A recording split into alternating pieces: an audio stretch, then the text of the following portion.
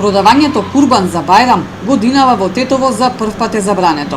Иако општината одобри локација, поради пандемијата со коронавирусот, инспекцијските служби сепак не дозволиле сточарите да продаваат.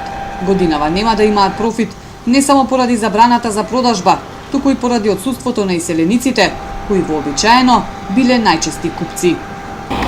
Овде позади мене е местото кое последниве години служеше како импровизиран сточен пазар за Курбан Бајрам.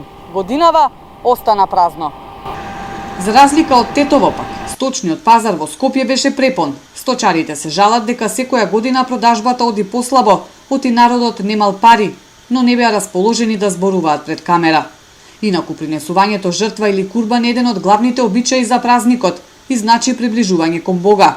Утре наутро за утринската молитва, џамиите се очекува да бидат преполни со верници.